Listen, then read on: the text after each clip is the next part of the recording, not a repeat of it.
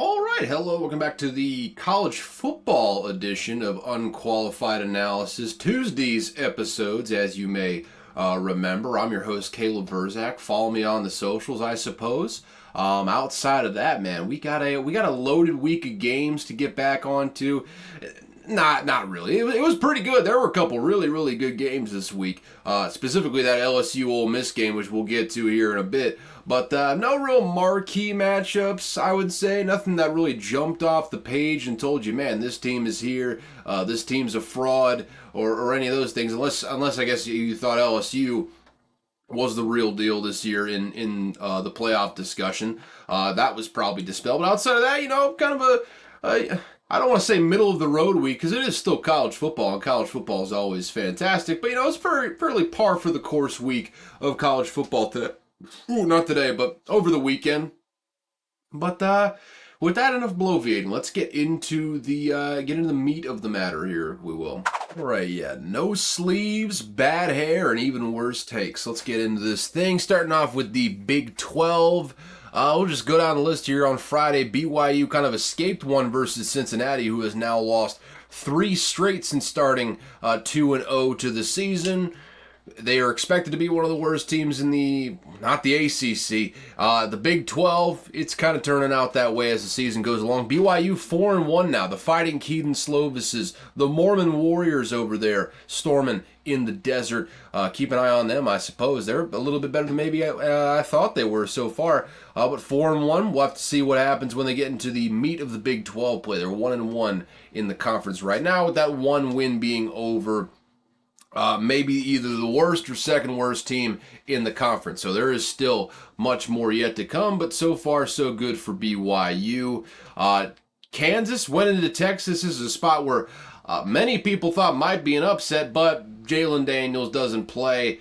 I don't want to say many. There were some that thought maybe this is a spot where Kansas can jump out and be good, hit the over, have a good time. Yeah, I mean, Jalen Daniels didn't play, so that over didn't hit, I don't believe. Jason Bean was bad and like 9 for 21 in the game, especially against this Texas defense. And that was the main thing coming into the season that I really highlighted. And, I mean, should continue to harp on. This is what makes this Texas team different. We've had Texas teams be quote-unquote back in the past. They got these high-flying offenses, move the ball up and down the field. But those defenses were always just poo-poo trash garbage. This time around, it feels like Texas has got a real defense. I mean, even by Big 12 standards, they're an elite defense. Even by SEC standards, they're a pretty damn good defense over there. And their offense is, I mean, maybe the most loaded receiving core in the entire game. Deep backfield, even when you lose Roschon Johnson and Bijan Robinson to the draft this past year. Good offensive line, good quarterback play. I mean, there's no holes in this Texas roster. They are hurtling towards a playoff berth, with the exception of maybe a slip up here coming up versus Oklahoma this coming week. That should be a treat. That's at noon, so I'm going to miss the entire thing, but I'll be following at work.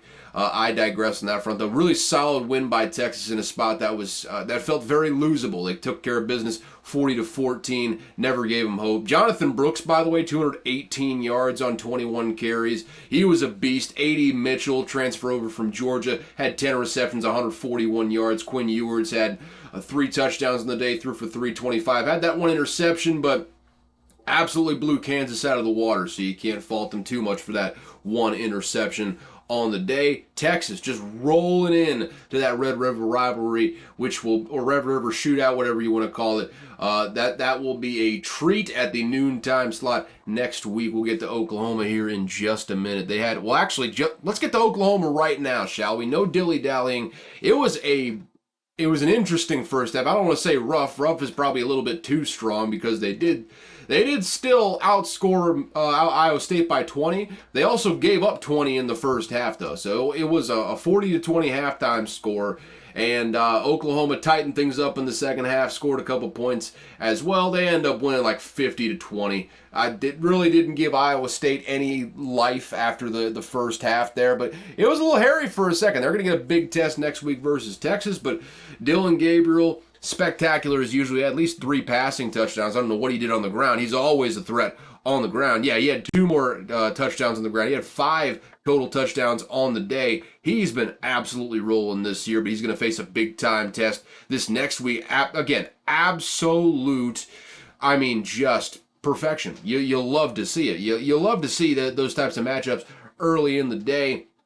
Just gets the day started right. And that's not the only ranked matchup of the early time slot next week. We'll get to that when we get to that, but just know it's a good slate of games next week. It is a solid slate of games this coming week.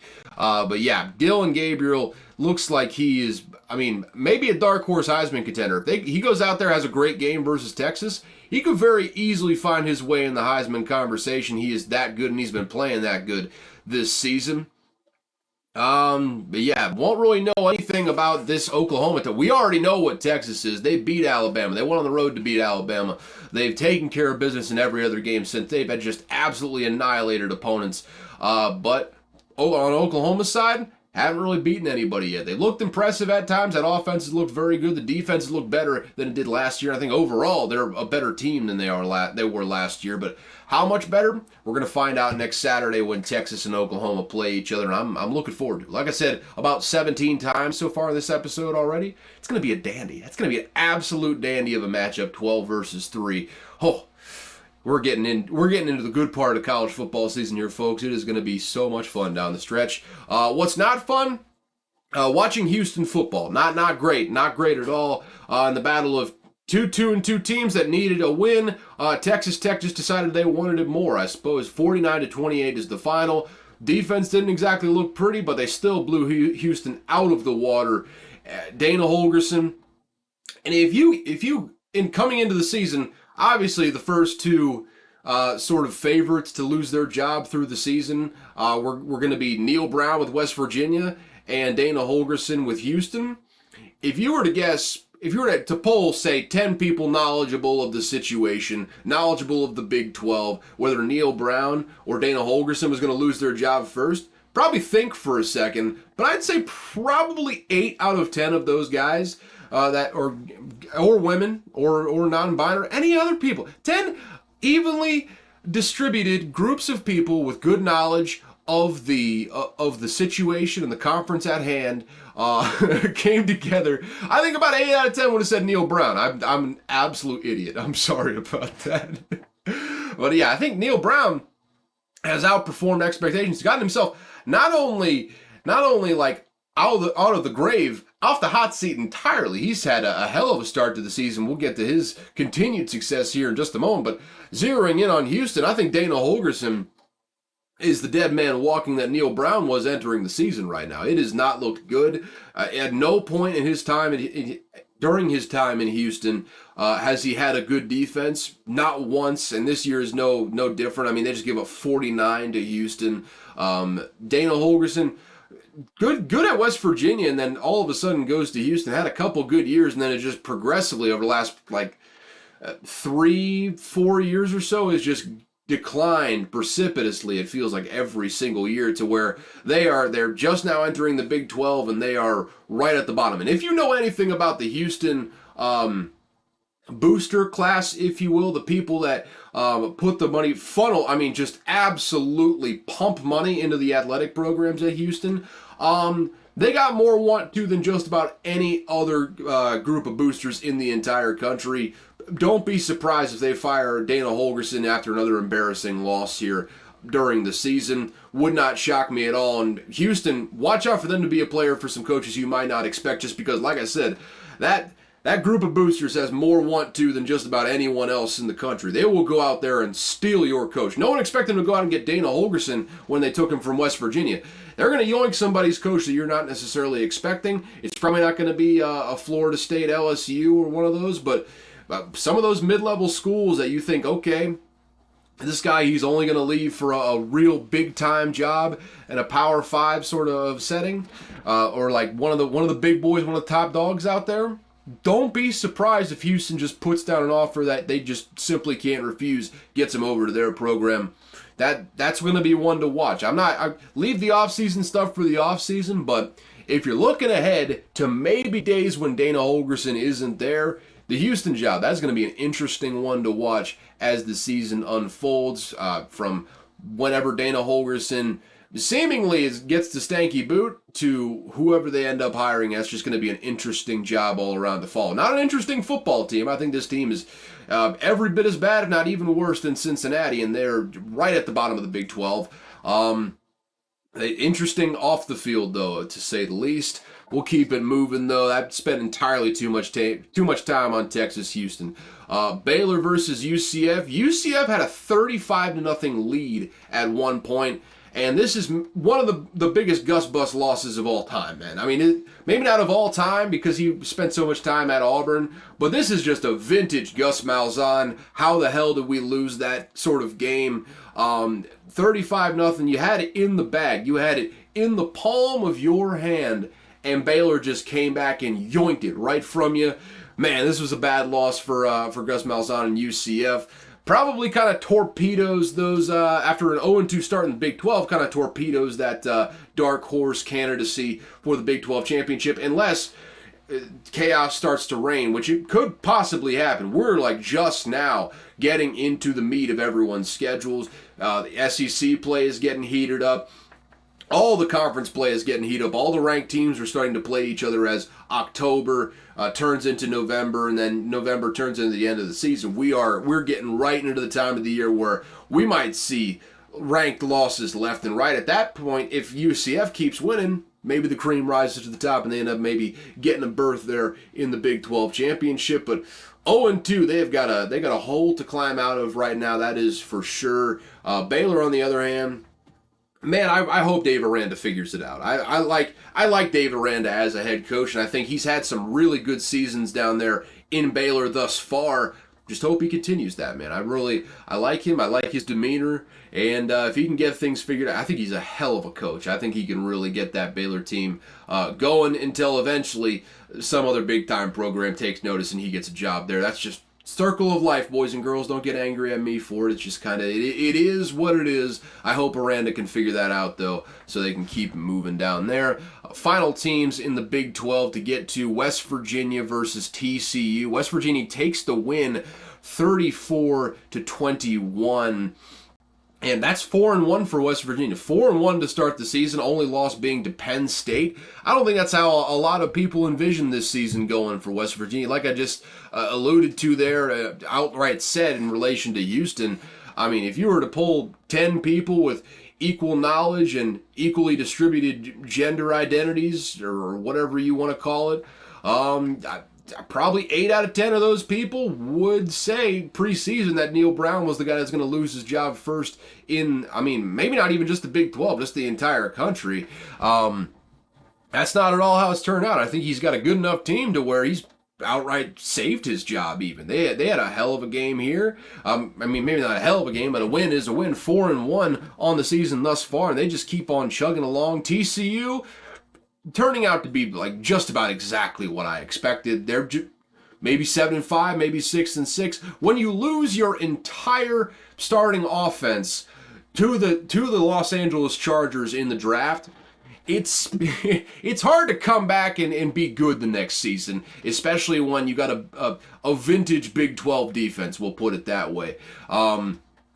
Anyone with high expectations for TCU entering was just fooling themselves a little bit. They got a good recruiting class, good portal class, but you can't just replace Quentin Johnston, Darius Davis, Max Duggan. I mean, I can keep going. Kendre Miller.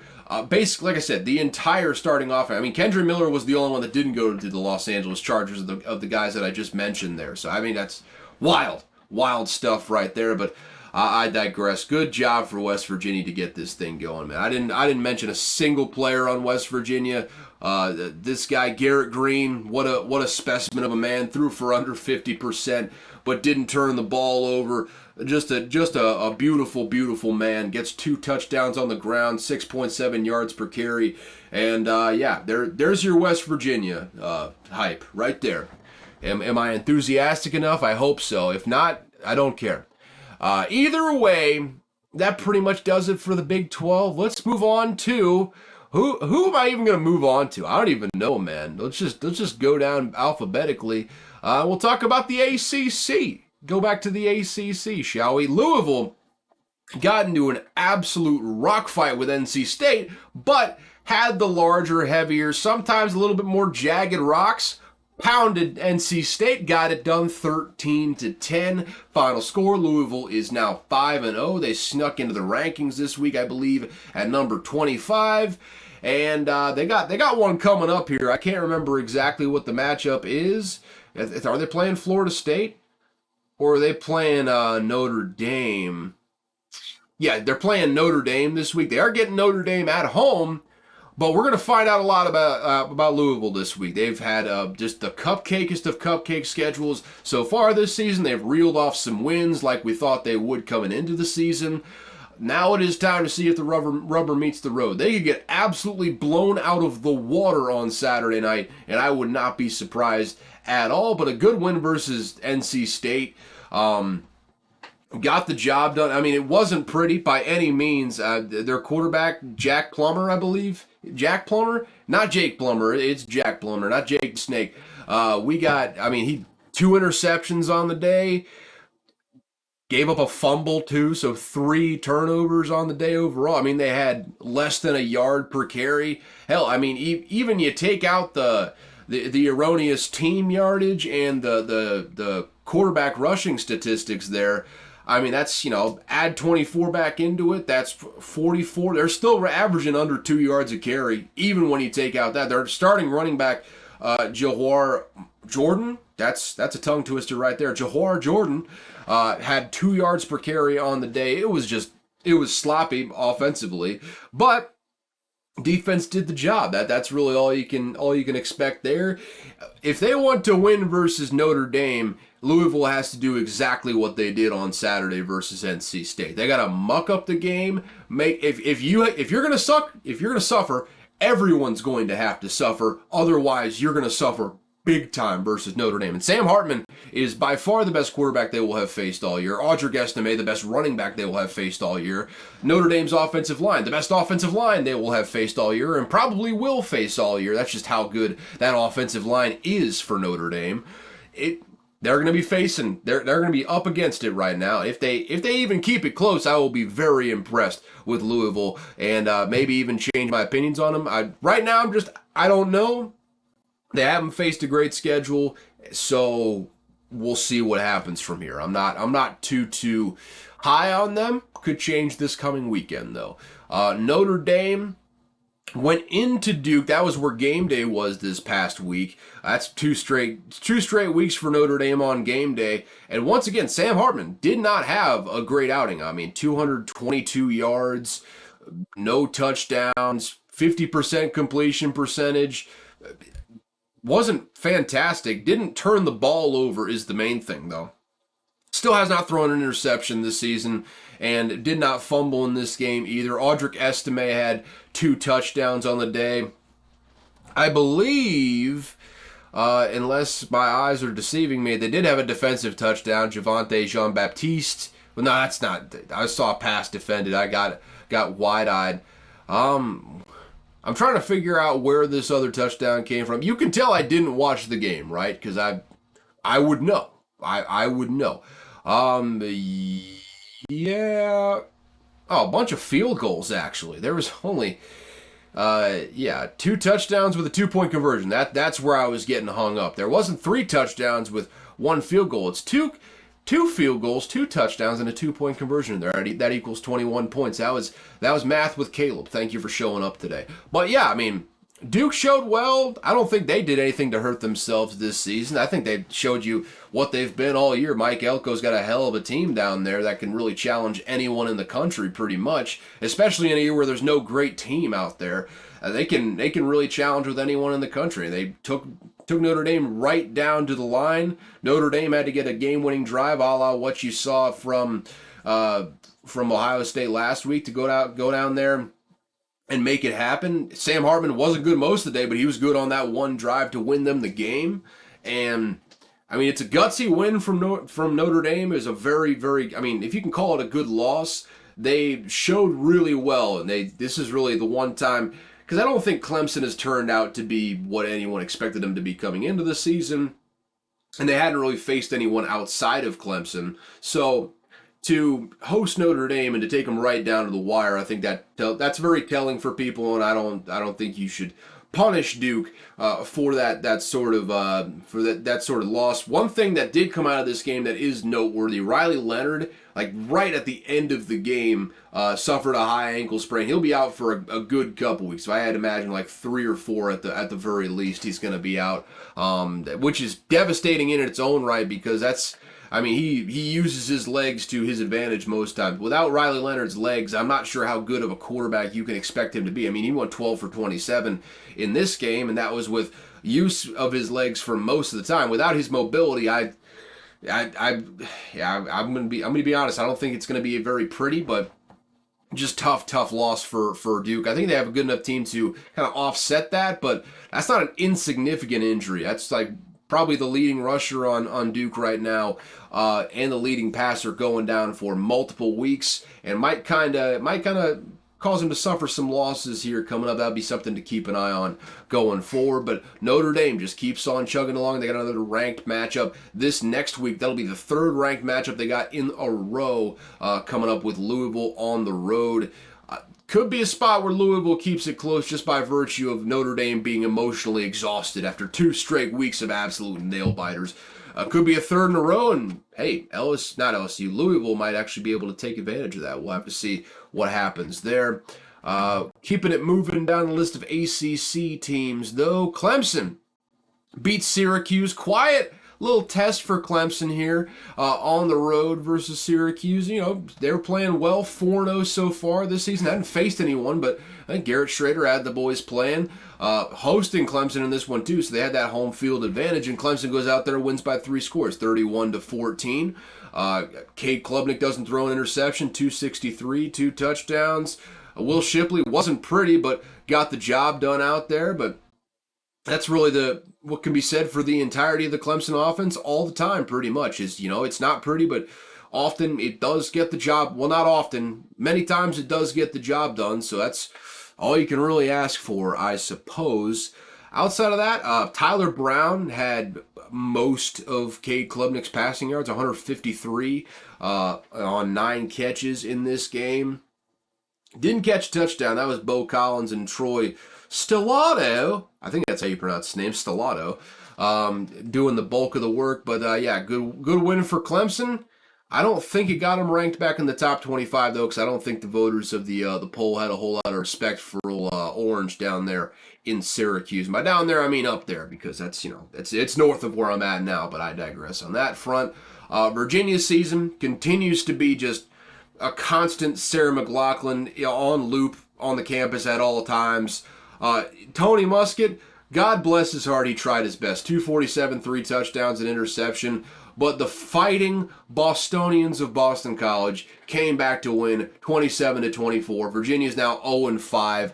Still has not gotten a win, and at this point, it feels unlikely that they will get a win at all this season. Let's see what their schedule holds in store for them coming up. Now, they do have William and Mary next week, so that's a good opportunity. But from there, they go North Carolina on the road, Miami on the road, Georgia Tech at home, Louisville on the road, Duke at home, and Virginia Tech. I see maybe 2 wins on that schedule. They might be able to beat Virginia Tech, and they should beat William and Mary. William and Mary is the only team that they outright should beat. All those other teams should beat them, quite frankly. Another rough season in Virginia. Just prepare for pain. I said it coming into the season. I'll say it now. You just prepare for pain. It's not going to be fun once you face the really, really good teams in the conference. You'll always have that first half of the Tennessee game, huh? That was fun. That was fun, wasn't it? Hold on to that memory. That's what you're going to be holding on to until next year, probably. And then the year after that, and then I don't want to get too depressive about it, but it's future is, if you're going there academically to Virginia, probably looking good. On the field of play, there's always basketball season. Always basketball season. Georgia Tech. Another possible win for Virginia down the road. They lost to Bowling Green 38-27, losing 2 scores to a non-Power 5 team. That's Georgia Tech in 2023. Haynes King, who every time I see his name, it's still jarring to see that he is now at Georgia Tech. But again, I digress. I digress on that front. I mean, 343, 4 touchdowns, 2 interceptions. The problem is there was no other offense anywhere else on the field for him. Stewart, the running back for Bowling Green, had 138 yards and a touchdown. Yeah, that's, Georgia Tech being Georgia Tech. What else is there to say? Pittsburgh, just god-awful this year. They get, relatively, not like smoked, but they got kind of like, lightly smoked by Virginia Tech. Another kind of bad team in the ACC. I mean, the bottom of the ACC is worse than just about any other bottom of any conference in the country right now. It is bad between Virginia Tech, Pittsburgh, Virginia. Boston College isn't even really that good. I mean, they got some stanky poo-poo teams at the bottom of the ACC right now.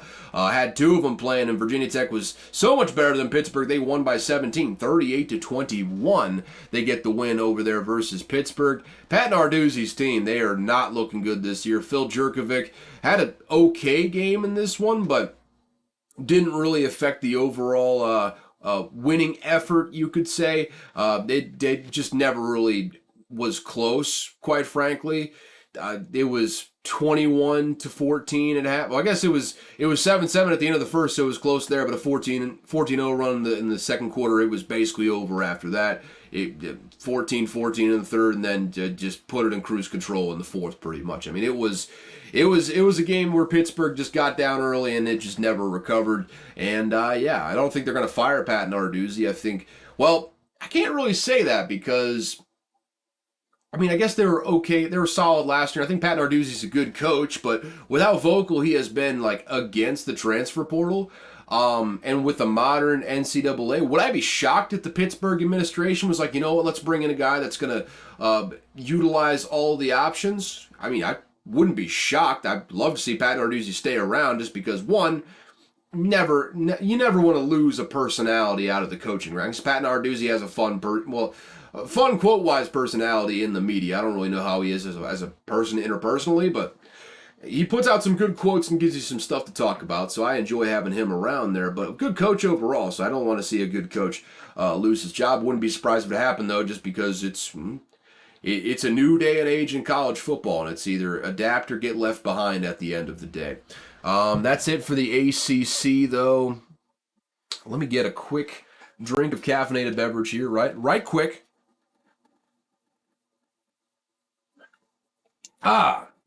Refreshing.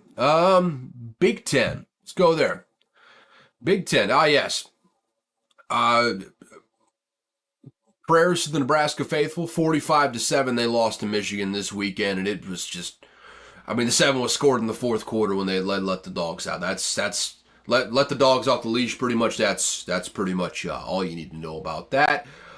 Penn State beat the hell out of Northwestern and covered. That.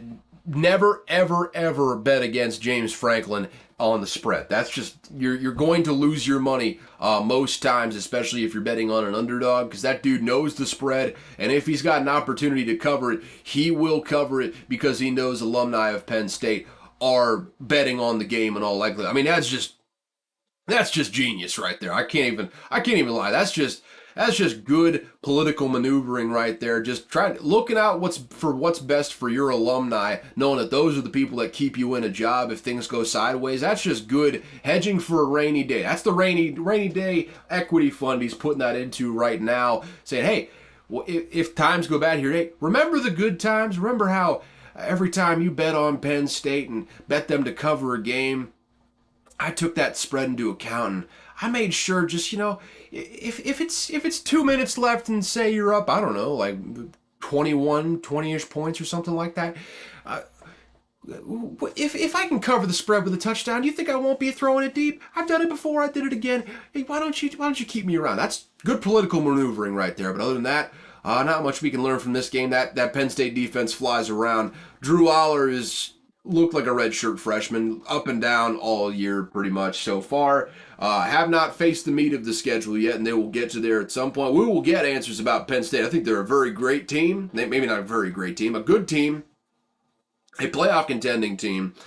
But what is Drew Aller when the lights shine the brightest? We will figure that out when we get there, pretty much. Louisiana, don't know why I pronounced it like that, but Louisiana went on the road to Minnesota and they lost 35-24. Who was that? Evans for Minnesota. Freshman running back Zach Evans. I think they just had a guy that went out last week. Minnesota does this thing where they have one running back like Mohamed Ibrahim. Bless his heart. He must have stayed in college like 5-6 years, and they ground his ass to dust. I mean, his knees are just fucking chalk right now. I mean, just broken chalk in his joints right now. That's just what Minnesota does. They get a running back that they like, and they just run him into the ground so aggressively it's almost uncomfortable to watch. But that's what old Evansy boy has to look forward to. Freshman, it's only going to get better from here, my dude. It's only going to get better from here. But yeah, Minnesota gets a win. They're 3-2. 6-6, 7-5. That should be the goal for Minnesota this year, quite frankly. Let's keep it moving. Maryland beat Indiana. They're now 5-0, 44-17. The final score. Talia Tonga 5 touchdowns, 0 interceptions. He is dicing teams up this year. About 50 years old at this point, the longest tenured recruit in the nation. That's not true at all. I just made that up on the spot, but he's playing very, very well this year, and he's playing with that seasoned experience you would expect from a 15th-year starter in the college ranks. Good for Maryland. I just wish they were in a different division right now. You think, hey, maybe they got a chance to go on and contend, and I guess in a way they do, in that if they won out, they would have an absolute playoff resume, but that's because they still have to play Penn State, Ohio State, and Michigan.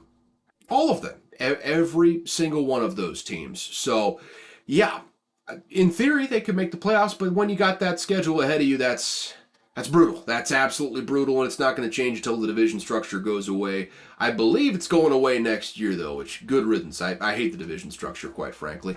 Same thing with the SEC. Glad it's going away. I'm going to miss the rivalries, but I'm glad it is going away because it just does not distribute the talent of a conference evenly enough, quite frankly.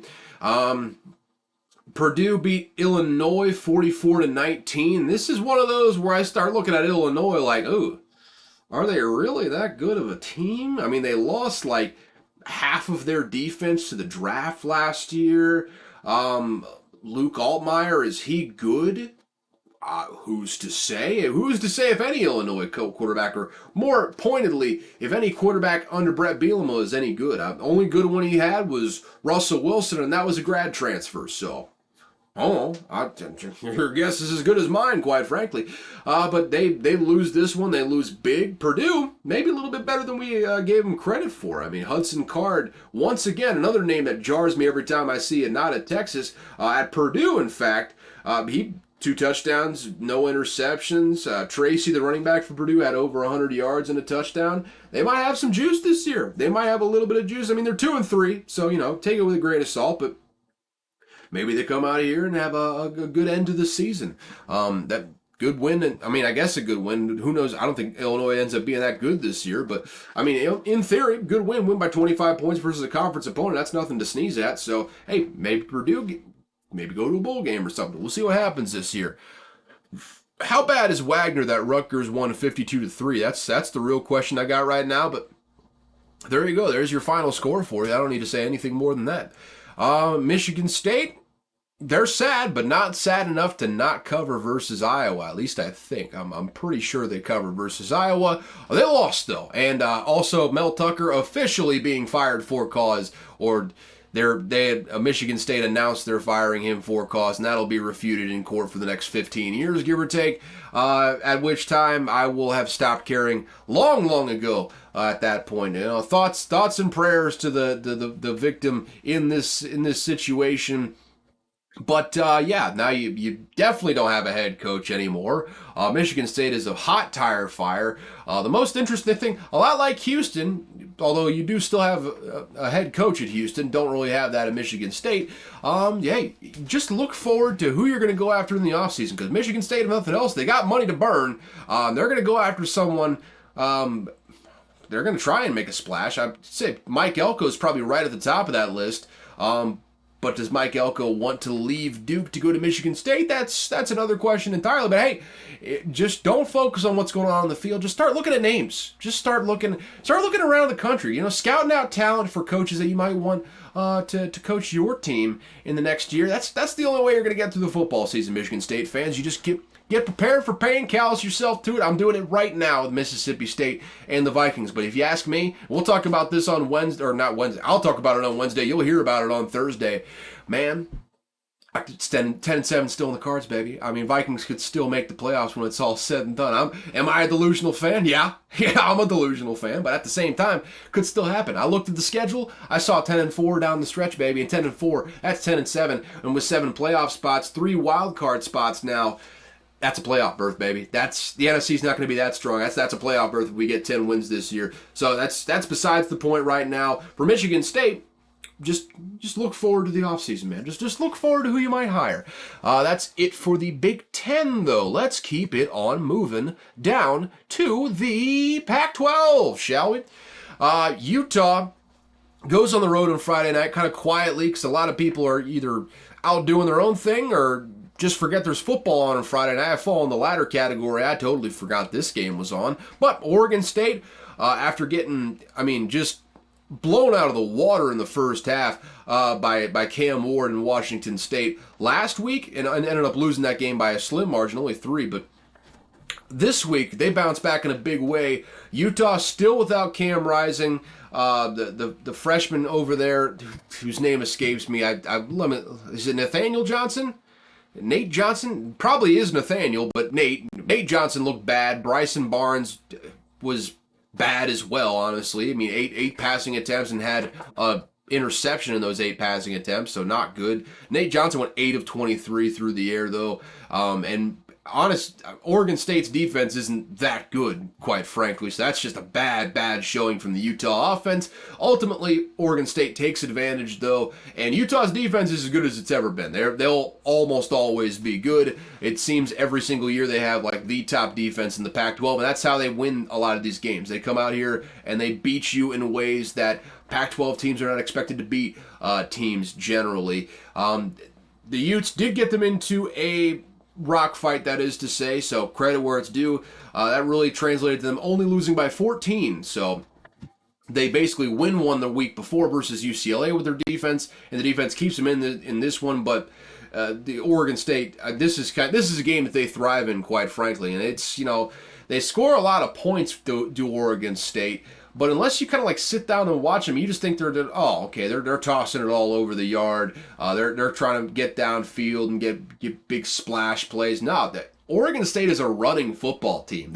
Damian Martinez, DJ Uyunglele is a big time runner down there. Deshaun Fenwick, I think, has gotten some good run as well. They get creative ways to run the ball. They want to run the ball. So this is a game that they can win if need be. Jonathan Smith has the boys playing. And to that point that I was just talking about, 36 rushing attempts, 26 passing attempts in this one. This is their bread and butter, exactly what Oregon State wants to be in a given week.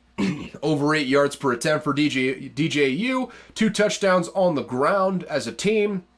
Wasn't pretty, but this is a game that they are more than equipped to win. Oregon State, still a really, really solid team. Feels like the top of the Pac-12 is going to beat up on each other a lot. We've already seen the first losses in successive weeks from Oregon State, Utah, UCLA. Teams are starting to drop right now in the Pac-12. The cream is rising to the top, that cream being USC, Oregon, and Washington, kind of in a class of their own right now, but that whole conference is just so deep. Like I've said before, and I'm gonna keep harping on it, the Pac-12 is the best conference in the nation right now. It's a damn shame that this is the last year they're going to be in existence, but man, this Pac-12 conference is just fun to watch every single week, and it's going to keep being fun going forward. So let's talk about even more Pac-12 here. Washington.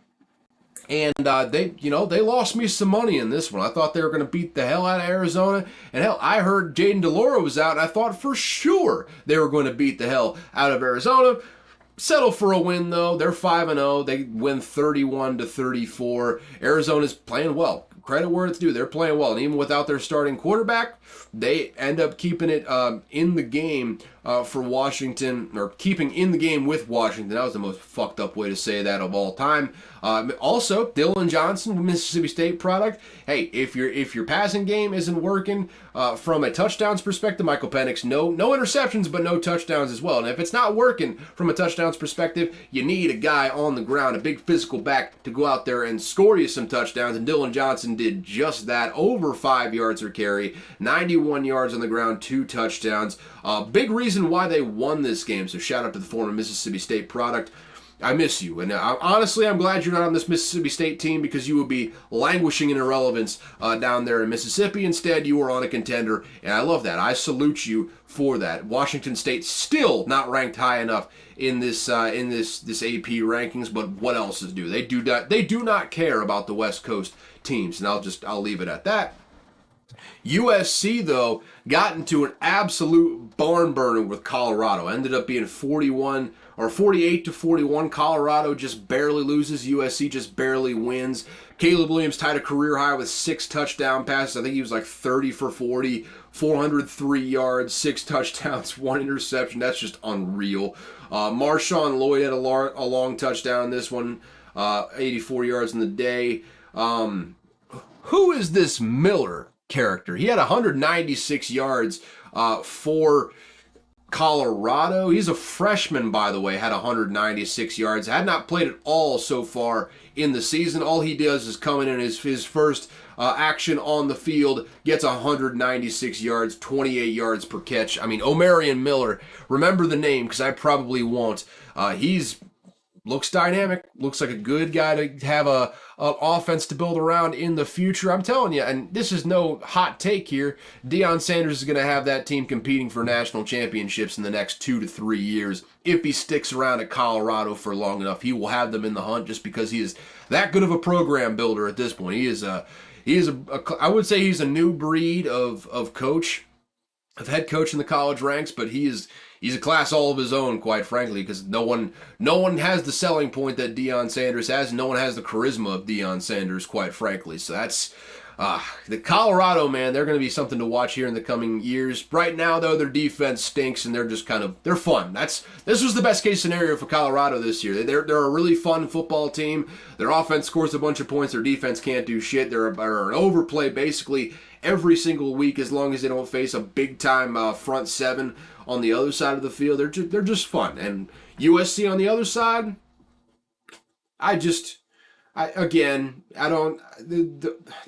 there should be a documentary one day on the passionate gay love affair that has given Alex Grinch so long in this job. I mean, so long. And that's not a slight to Alex Grinch, man. That's or his possible sexual orientation. He may have a wife and kids. He may be a straight male for all I know. Him and Lincoln Riley might just be dudes. They might just be boys for all I know. But for how bad his defenses have been for so long, the fact that Alex Grinch still has a job under Lincoln Riley after all these years, from Oklahoma to USC, they've been the same thing every single year. They've just been shit. No matter who you put in the scheme, it has just been god-awful every single year. With that track record staring you in the face, I have no idea how he still has a job.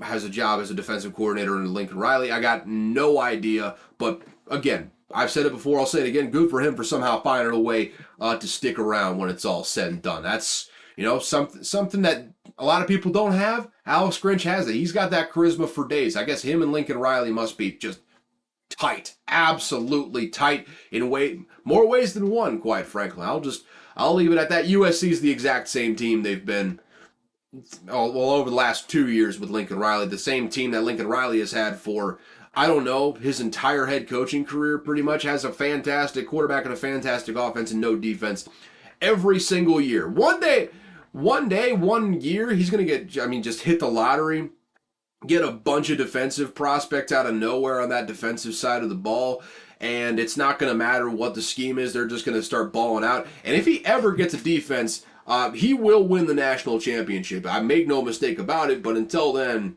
this is just who they are, and this is who they will be for time immemorial until they just decide to go a different direction on defense. Stop talking about that, though. Let's talk about Oregon-Stanford for like 2 seconds. And all you need to know is Oregon beat the holy hell out of Stanford. Stanford's 1-4. They lose 42-6 to Oregon. Bo Nix had 290 yards and 4 touchdowns. And that's not even, I'm not even going to go in and look at his rushing touchdowns. I just imagine they beat the hell out of him. That's really all you need to know at the end of the day. Cal becomes the latest team to beat Arizona State. No Jaden Delore, not Jaden Delore. Jaden Delore is at Arizona. Yeah, I'm not gonna remember whoever the Arizona State true freshman is over there. Jaden Rashada. That's strikingly similar names between Jaden Delore and Jaden Rashada. Same amount of syllables, actually. That's wild. The English language just never ceases to amaze me. But without Jaden Rashada, Arizona State stinks. They stunk with Jaden Rashada, but they really stink without him. 24-21, Cal gets the win. They stay over 500. Lest we not forget, though, Auburn stinks and they beat this Cal team. So yeah, that should tell you what you need to know. These are the bottom feed. I mean, in succession here at the bottom of the screen, Stanford, Arizona State, Cal, the worst teams in the Pac-12. So that's in whatever order you want to put them in. Arizona's a cut above those three. Call it what you want to call it. That's just kind of is what it is. That's it for the Pac-12, though. Let's look at the SEC, my friends. Georgia finally got tested on the road. And Auburn's not a very good team this year. Peyton Thorne's not the answer on offense. Defensively, they're solid. Not great, but they're solid. But this was the very first true SEC road game for Georgia this season. Hadn't been on the road. Carson Beck, redshirt freshman, I believe, or redshirt sophomore. I don't know how many years he's been in college at this point. I think he's draft eligible after this year, though. Unless he really kicks it in down the stretch, I doubt that's going to be in the cards for him. Might have to stay another year in that system. But this was the first big challenge for them this year. And it, went about how you might expect. I mean, there was a big line on this game, like I think 17.5 or something like that. Georgia comes into Jordan Hare, and Jordan Hare is just not an easy place to play. And this is a big-time rivalry for Auburn, so the atmosphere was popping. Obviously, when the atmosphere is popping, the home team plays about as good as they can possibly play, usually. And Auburn gave them a game, took them right down to the wire. But you know what? First off, I mean, there's a guy by the name of Brock Bowers that you may have heard of it, who is just a super. He is not the same breed of human being as the people that he was on the field with yesterday, or on Saturday, rather. He is a freak. He is an absolute freak. And he was quiet for 3 quarters, pretty much. He had 121 yards in the fourth quarter alone. When they needed him, when the game was on the line, I believe they were tied heading into the fourth quarter. Brock Bowers goes out there, leads them to their highest scoring quarter of the game. Carson Beck takes them all the way down the field to score a touchdown to go ahead in the fourth quarter. And they pull this thing out 27-20. They're still the number 1 team in the nation. But once again, this underscores what we've been talking about so far this season, what the story of the season has been thus far, and has not quite shown up in the form of chaos just yet, but I believe will. There is no great team in college football this year. There's a lot of good teams. There's a lot of teams that, probably like 11 or 12 teams that have a legitimate shot of making the college football playoff right now. We're just barreling towards the halfway point of the season right now. This could be a very, very entertaining home stretch of the season. We could get some all-time carnage at the top of the rankings, and I'm all here for it. It feels like we are right on the door. Sometime in October, the powder keg is going to blow, and we are going to be better for it as viewers. But right now, Georgia goes on the road, averts catastrophe, gets the win here to remain unbeaten, number 1 team in the nation. Carson Beck just continues to get better, 300 yards, 1 touchdown, so you probably want to get a few more touchdowns in there, but didn't hurt the team in that it didn't hurt the team in that they didn't lose. So that's probably the most awkward way to phrase that of all time. My phone is just going off right now. Wait, you'll have to wait for a second. But think about wrung as much juice as I can out of that Georgia-Auburn squeeze there. Ah, yes, let's talk about pain and or suffering. Number 12, Alabama, goes on the road to Mississippi State and just chokes the life out of them. Just mercilessly, just go to sleep. Go to sleep. Go to sleep. That's what they did to Mississippi State. Basically for all the second half. I mean, they just blew us out of the water in the first half. And yes, I used the royal us. I went to the school. I got skin in the game. I can do these sorts of things. So, back off. But 31 points in the first half for Bama. I mean, Jalen Milroe, he had 2 touchdowns on the ground. He threw less than 20 times. I think he threw 12 times on the day. Didn't need to throw the ball. I mean, just absolutely turned back the clock. This is like basically an option, kind of wing T style offense right now. And that's, with how good that Alabama defense is, that's pretty much all they need. I guess, positive, Will Rogers threw the first touchdown pass versus Alabama for Mississippi State since, like, Dak Prescott was in school, and it's not an exaggeration, unfortunately. It's been sad over the last several years versus Alabama. What else do you want me to say, man? Alabama, they're still chugging along. With how the West is shaking out, I wouldn't be surprised if that Texas loss was their one loss of the season heading into like SEC championship. I could very much see them, especially if it goes as chaotic as I think it might throughout the course of this season. Alabama, I would not be shocked at all if they ended up still having one loss as we get into conference championship season. But as of right now, looking at Mississippi State, man, this sucks. I mean, at least Kevin Barbay, he only scored 17 points in this one, but I think you have obvious athletic limitations at quarterback with Will Rogers, which reared their head again in this one. Seems like they're still going to stick with him. No shocker there. He's thrown for a bajillion yards with Mississippi State. It's probably time to move on, but it is what it is there. The defense has just been atrocious. Just atrocious. And they just lost a key contributor. I think it is Travian Williams. They just lost as well on the defensive side of the ball for Mississippi State. So I don't know if they changed defensive coordinators. I don't know if they just cut their losses early on that. I like what Kevin Barbay is actually doing on the offensive side of the ball now. I think he's kind of like reined in the over-conservatism and has just gotten back to a little bit more 50-50 ball. Like in this one, obviously they were down for the entire game, but hell, even with that, they ran 35 times and threw 27. So maybe I don't love what Kevin Barbay is doing that much, but just 107 yards, 4 yards per attempt, 3 interceptions. That's the type of Will Rogers stat line that he has like literally every single time he plays any defense worth a damn. So it is what it is. I don't want to get too depressed on this podcast. This is a celebration of college football right now, baby. But yeah, times are tough at Mississippi State. This might be the worst team that I have watched as a fan because I wasn't around during the Sylvester Croom years when we were beating. That was the last time we beat Alabama, by the way, 3-2, the final score in that one. Yeah, this is just not good. Just not fun, and I want to stop thinking about it right now.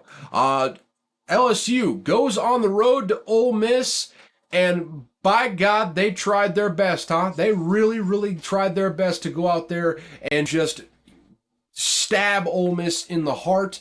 The problem is neither team has a defense. The final score of this game was 55-49.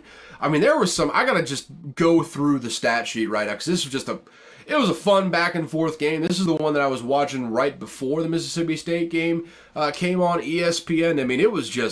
It was a spectacular offense. There was no defense to say the least on either side of the ball. Pete Golden doing a bang up job so far with as the Ole Miss Rebels defensive coordinator. Get out of here, Dell. I don't give a damn. But 49 points to LSU, good stuff there. But let's talk about some offense right now, shall we? Jaden Daniels has looked really good this year so far. He had a down game versus Florida State, but otherwise has just been lighting up the scoreboard thus far.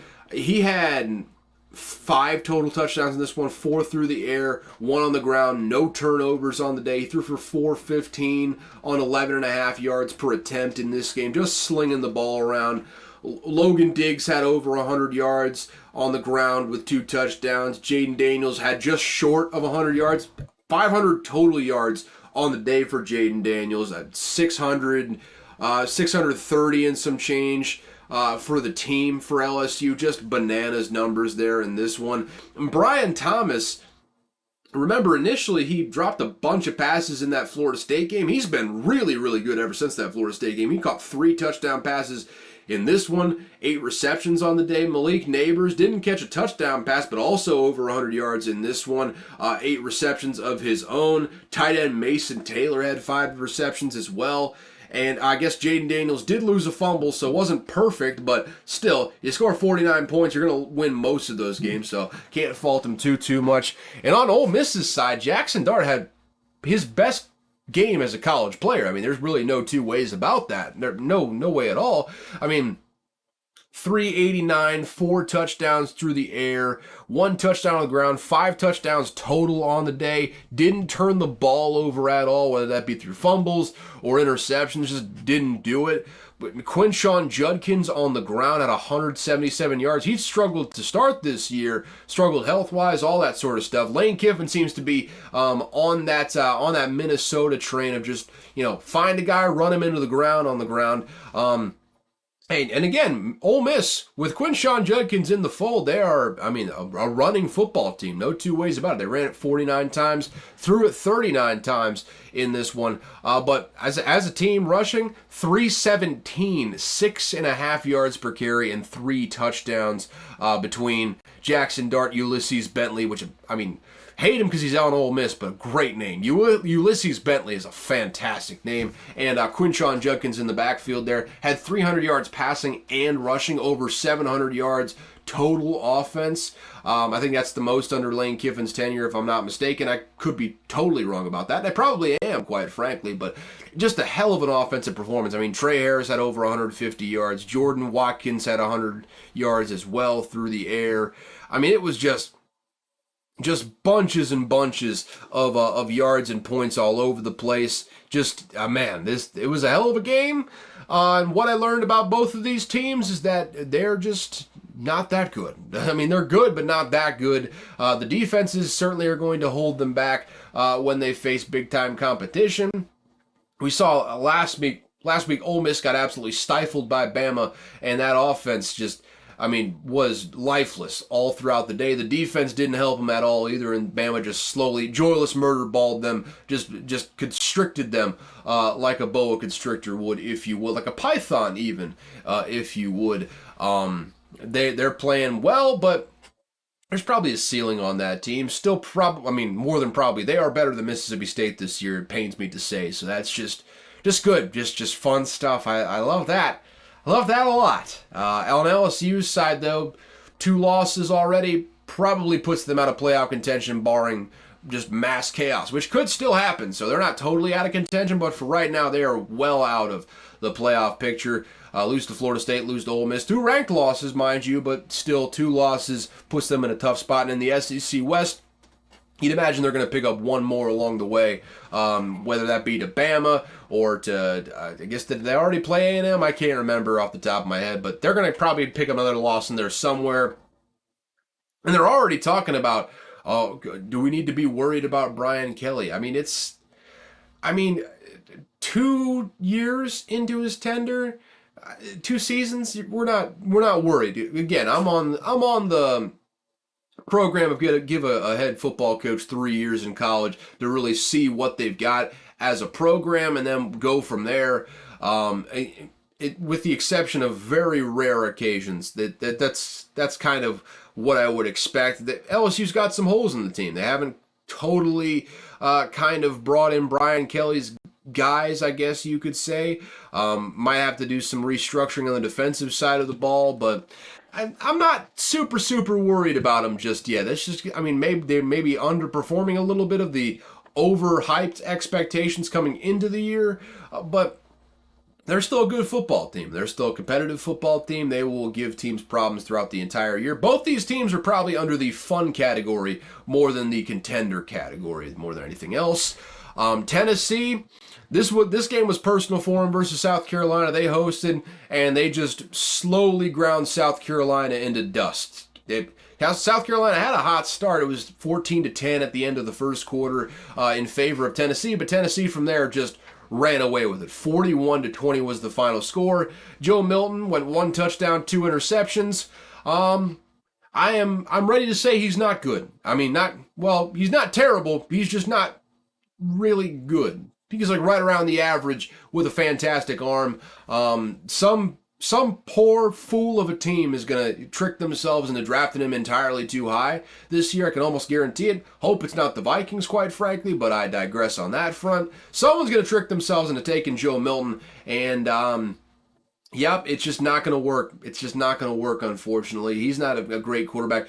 On the bright side, hey, Josh Heupel's showing that he's multiple. He's coordinated the hell out of that run game. Wright, the running back for Tennessee, that being Jalen Wright Jr.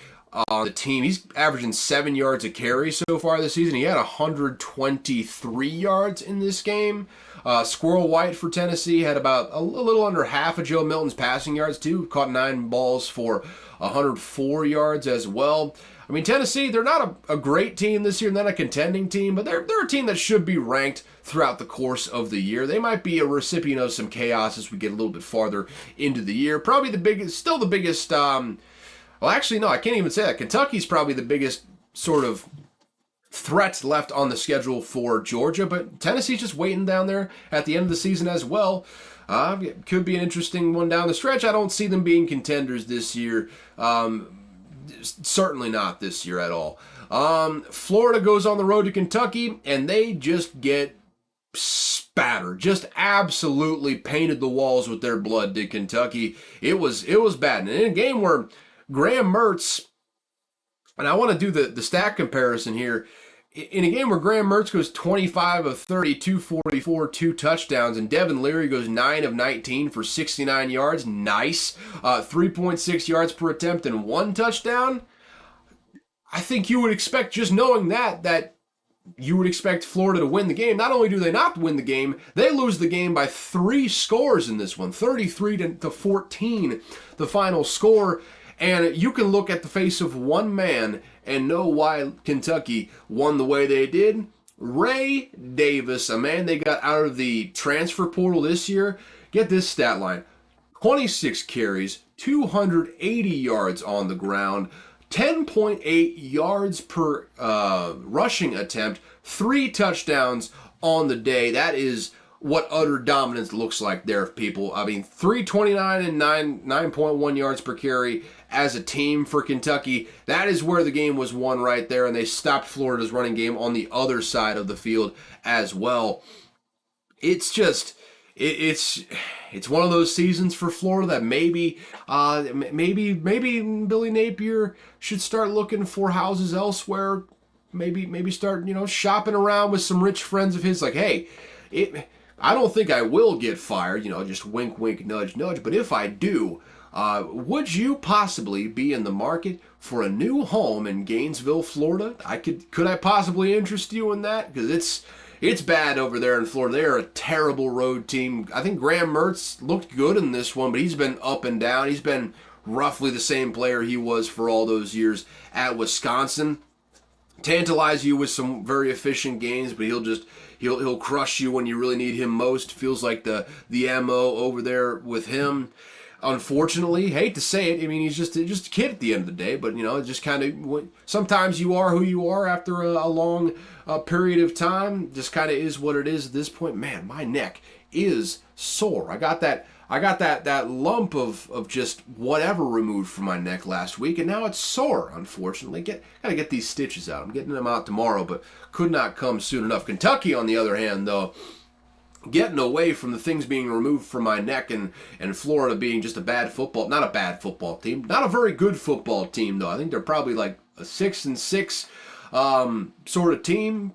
Don't really see 7-5. I think it's like 5-7 or 6-6. So that is all to say, same exact team as they were last year, pretty much. And it takes even less than that to get fired out of Florida. So I would imagine after 2 seasons, that's about par for the course for what you would expect from the Florida Gators job security. probably is going after this year, and they'll just keep on paying that buyout. But away from Florida, Kentucky, even with Devin Leary being bad in this game, kind of being up and down throughout the course of the year, you just know what you're going to get from him. You're going to get one of the best defenses in the SEC, maybe second or third best in the SEC right now behind, really, this is kind of a vintage year for defenses at the top there for the SEC. We got some really, really good defenses. Maybe not vintage, but, par for the course sort of year with the SEC between Kentucky, Missouri, Georgia's still good. Alabama's got a really good defense this year. We got some good defenses in the conference, so there is that. And Kentucky, I just alluded to it there briefly, talking about Georgia. They are the biggest threat on the Georgia schedule that is remaining, and I would not be shocked if they won that one, quite frankly. I mean, Kentucky, Mark Stoops has got a program there that he has built through years and years and years of just culture building, getting the right guys in there, getting the right scheme fit. This is going to be a transfer portal destination going forward. And they have really got something going on right now with the team this year. Watch out for them maybe being a dark horse in the SEC East. Georgia should beat them. They have a more talented roster. But experience can beat talent every once in a while in college. That's just kind of how this thing works. But that'll be one to keep an eye on. Keep an eye on that as you get towards the end of the season when Kentucky meets up with Georgia at some point in there. I'm too lazy to go look at when that is, but just know it's happening. It's happening at some point here, folks. Missouri beat Vanderbilt. Vanderbilt's now 2-4. 38-21 the final score in that one, and the lone solace I can take in the SEC is we're not Vanderbilt. We might be bad, but we're not Vanderbilt. We're a little bit better than that, if only marginally. Brady Cook, I think he might have gotten injured in this. No, he didn't get injured, I don't think. But he threw for 395, 4 touchdowns, and he has not thrown an interception in a long time. I think it's been since last season since he threw an interception at this point. Brady Cook is really playing well for Missouri. 395, 4 touchdowns, like I said. Pete, the running back for Missouri, had 71 yards. Luther Burden had another big game in this one. 11 receptions, 140 yards, 2 touchdowns. Missouri, they're just rolling right now. Another team that could be a possible threat to Georgia to maybe steal one from them at some point this season. Hey, Elijah Drinkwitz, weird, kind of goofy dude, but hell of a football coach. Got to respect him for what he's doing with this Missouri team right now, and you got to wonder how long he stays at Missouri. It is an SEC job, so it's one of those where you can kind of justify keeping Elijah Drinkwitz around, but how long does he stay at Missouri? That is a real question that I have right now. They beat Vanderbilt, and Texas A&M looked rocky early, looked like they were kind of breaking in a new quarterback there with Max Johnson. Obviously, Connor Wigman out for the season, so Max Johnson will be the starter for Texas A&M the rest of the way. But wasn't pretty at first. Ultimately, though, they get the job done, 34-22. Texas A&M is 4-1 now, and with Connor Wigman not in there, kind of puts a damper on things a little bit. You're still not entirely sure how good Texas A&M is. We're going to find out here in the coming weeks, though. I think their one losses to Miami at this point. They played Auburn and Arkansas so far in the SEC. They got Bama, Tennessee, South Carolina, Ole Miss, Mississippi State, and LSU to end off the season. So we're going to find out. I don't know why I threw Mississippi State in there. It's a conference opponent, but if they don't beat Mississippi State, boy, that's sad. That's sad as hell. I digress on that front, though. All those other teams I named, though, they've got their work cut out for them. That's all solid teams. I mean, minus South Carolina. South Carolina is an average to slightly below average team, but other than that, I mean, that's studded with ranked matchups right now that they've got coming up. So that's one to keep in mind going forward. Texas A&M, it seems like the offensive rejuvenation there with Bobby Petrino is going well thus far. With that, though, we have just reached the end of the wrap-up for last week. Big takeaways is still it's being more confirmed every single week, especially with Washington kind of having a down week with Arizona. There is no great team in college football right now, and it feels like chaos is just bubbling beneath the surface. Pressure is building at the top of the volcano, and at some point, it feels like one of these weeks, we are going to get a cataclysmic explosion of chaos. And I am, at this point, Mississippi State stinks. And once Mississippi State is fully out of contention, every single season I'm just rooting for chaos. So if we can get a 2007-esque sort of season, I love that. I'd absolutely love that. And it feels like we are trending more and more towards that. Just a matter of when is the top going to blow on that chaos. I'm looking forward to it. We've already had a few tastes of upsets throughout the course of this season thus far. We could be in for even more. Could be this coming week. Who's to say? I'm looking forward to seeing what we see here. Moving forward to next week, though, let's get a look at the full scoreboard here right now, and we'll go conference by conference, go alphabetically. ACC looks like it's kind of a ho-hum week in the ACC. Obviously, Notre Dame is going to Louisville this week. Notre Dame's favored by 7 in that one. I'm probably staying away. I don't necessarily feel any which way. I could see Notre Dame beating the hell out of Louisville. I could see Louisville coming out there and winning it in their own right. So I'm staying away from that one betting wise for sure at this point.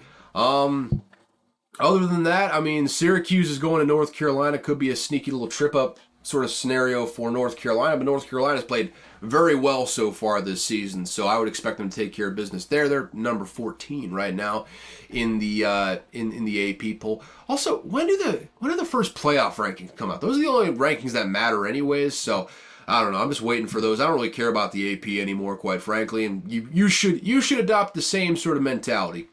Looking at the Big 12 now. Kansas State's going to Oklahoma State. Kansas State should win that one handily, I would say. Hell, I might even take them at minus 12.5. Tune into the Thursday episode to find out. I definitely don't have my bets set in stone right this second, but that's one I'll be looking into in all likelihood.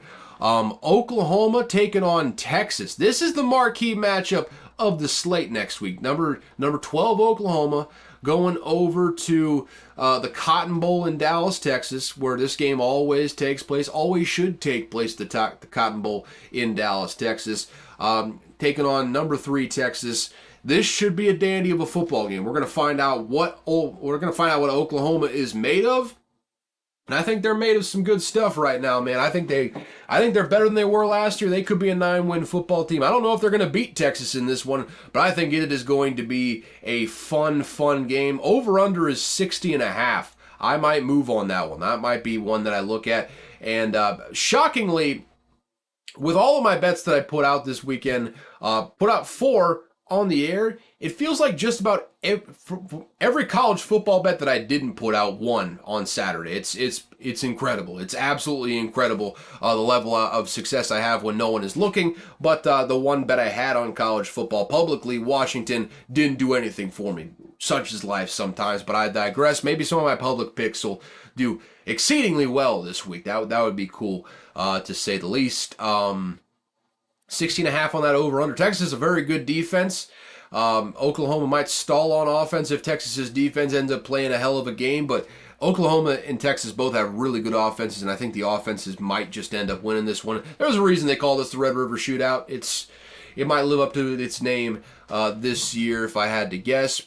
Hopefully it does. I think that's a good one. It's at noon. Man, I keep forgetting it's at noon. I'm going to miss that, but I'm going to be following it for sure. That's absolutely goes without saying. UCF is taking on Kansas. Over-under is 63.5. And I'm going to have to find out what the best number is, but I am moving on that, folks. I don't care. I don't care who Kansas is starting at quarterback. UCF's defense is god-awful, and they can score points with anybody last week. They just had 70 combined with Baylor last week. UCF versus Kansas. The over-under is 63.5 right now on this ESPN, and ESPN gets their odds from Caesars Sportsbook. Let me just get a definitive answer for you right this very second. Uno momento por favor. Got to go to NCAA football. Go down to, I gotta scroll through all these, don't I? Yep. Uno momento por favor.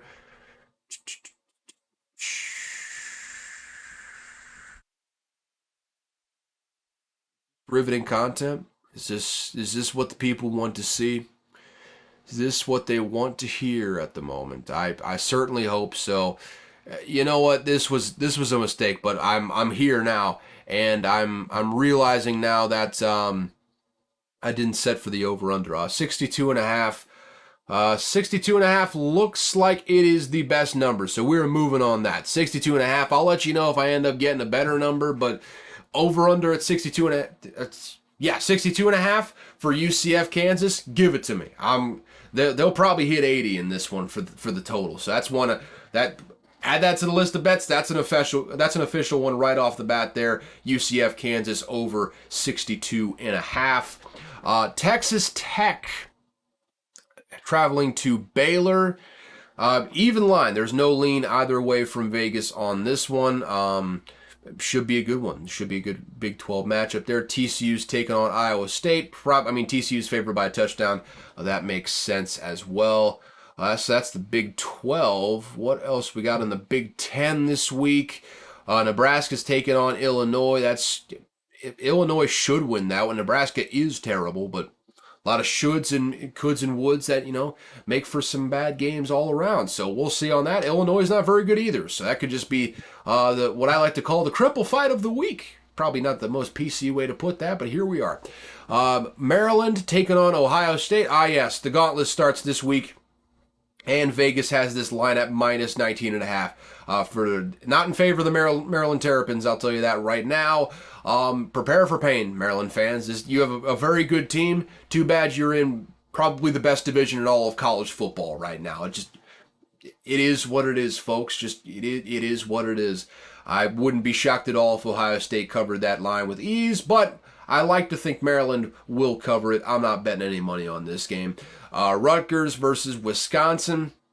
Wisconsin's favored by 14. I don't need to go through all these games. What else we got? Michigan's traveling to Minnesota in this one. Minus 20.5 for Michigan. And I would not be shocked. They might score 21 and cover it. That's how good Michigan's defense is this year. I'll get back to you on that. I don't know if I'm going to bet that or not, but right now feels like it's a strong maybe. Strong maybe. All right, Pac-12. Let's see what they got going on this week. Washington State's traveling to UCLA. Watch out.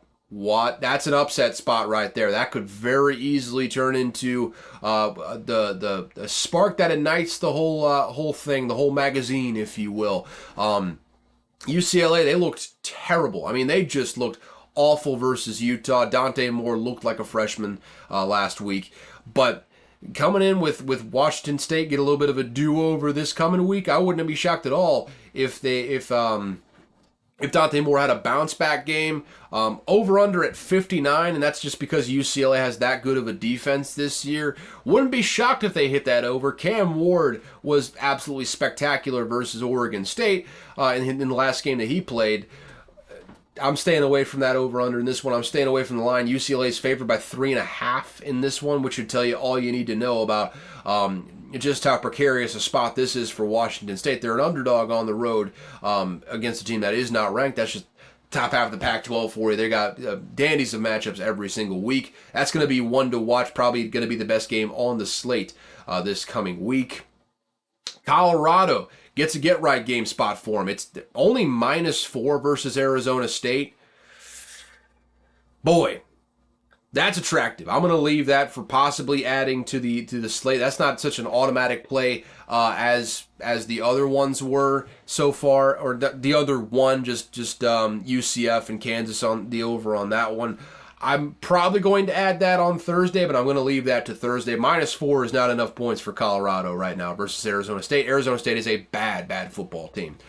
So that's going to be one to keep an eye on there betting-wise. Oregon State's traveling to Cal. They're favored by just a hair short of 10 in this one. I don't really care that much. Arizona's playing USC. Over-under set at 72. And if Jaden DeLora plays, I might just send it for the over on the 72. If he doesn't, I don't think I'm going to be playing this one at all. USC -21.5. You're a fool if you bet the spread on USC this year. Their defense is just simply not good enough to count on week in, week out. But there you have it for the Pac-12. Let's look at the SEC. I saw Mississippi State's playing Western Michigan this week, so that's a get-right game. That's a get-right game. Let's get back to 500, huh? Let's get back to 500. Ranked matchup, though, this week is LSU versus Missouri. That's number 23 versus number 21. LSU's going to Missouri in that one, too, so back will be against the wall. They're favored by 6.5, which... that seems like a rat line right there, man. That seems like a line that is just designed for money to get funneled in on Missouri, because it feels like Missouri is a better football team so far this year. It is almost suspicious how much I want to bet Missouri in this one. So I'm going to do my due diligence and get back to you on that one. It might be a loaded slate of bets this week, folks. I got like 3 or 4 just going down the list here that I feel very, very good about already. It could be like a solid 7 or 8 bet week for the picks. We might be done with the 4 bet weeks here. Stay tuned for that on Thursday, though. I have not decided at all. I'm not going to pull the trigger on this one either. Just talked about Western Michigan versus Mississippi State. Please, God, win this one.